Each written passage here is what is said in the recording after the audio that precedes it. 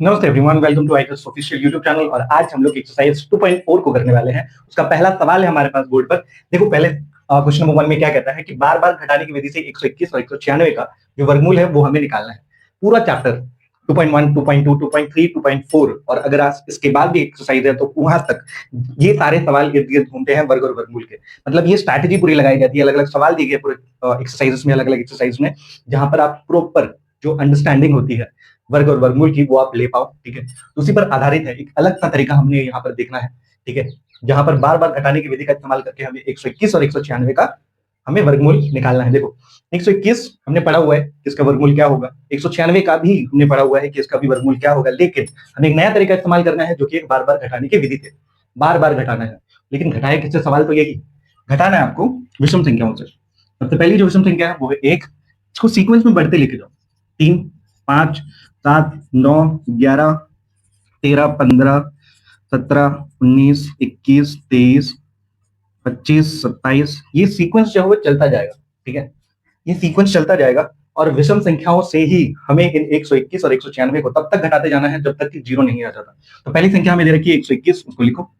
पहली विषम संख्या को घटाओ। पहली विषम संख्या है हमारे पास 1। ठीक है, तो अगर आप इसको घटाओगे ना तो आपको मिलेगा 120। 120 में से अगली विषम संख्या को घटाओ जो कि है 3, तब आपको मिलेगा 117। ठीक है, 117 में से 5 घटाओ तो मिल जाएगा 112। 112 में 7 घटाओ तो मिलेगा 105। 105 में आप घटाओ 9 तो आपको मिलेगा 96। 96 में 11 घटाओगे तो मिलेगा 85। 85 में 13 घटाओगे तो मिलेगा 72। 72 में क्या घटाओगे? 15 तो मिल जाएगा 57। 57 से 17 घटाओगे तो मिलेगा 40। 40 से अगली जो विषम संख्या है वो 19। 19 घटाओगे तो मिलेगा यहाँ पर 21। और 21 से अगली जो विषम संख्या है जो कि खुद ही 21 है, घटाओगे तो मिलेगा 0। ठीक है, हम घटाते आ रहे थे विषम संख्या, तो हम घटाते हुए आ रहे थे। पहले हमने घटाया 1 से, फिर 3 से, फिर 5 से, फिर 7, फिर 9, फिर 11, फिर 13, फिर 15, फिर 17, फिर 19, फिर 21। ठीक है, अंत में क्या आया हमारे पास? 0। तो ये सीक्वेंस, ये घटाव जो है वो तब तक चलता गया जब तक कि हमारे पास 0 नहीं आ गया। तो 0 आ चुका है। अब आप गिनो कि आपने कितनी बार घटाया है। जितनी बार भी आपने घटाया होगा ना, वही आपका आंसर है। तो गिनते हैं 1, 2, 3, 4, 5, 6, 7, 8, 9, 10, 11। कितनी बार घटाया हमने? 11 बार। यानी कि 121 का जो वर्गमूल है वो 11 है। ठीक है, जो कि हमें पहले से पता था, लेकिन हमें एक नया तरीका इस्तेमाल करना था जो कि है बार बार घटाने की विधि, जो कि हम लोग यहाँ पर कर चुके हैं और आंसर भी हमारा आ चुका है। ठीक है, अगला सवाल है 196। 196 में सबसे पहले जो संख्या है उसको घटाओ जो कि है 1। यहाँ पे आ जाएगा 195। 195 को घटाओ अब 3 से तो यहाँ पर आ जाएगा आपका 192।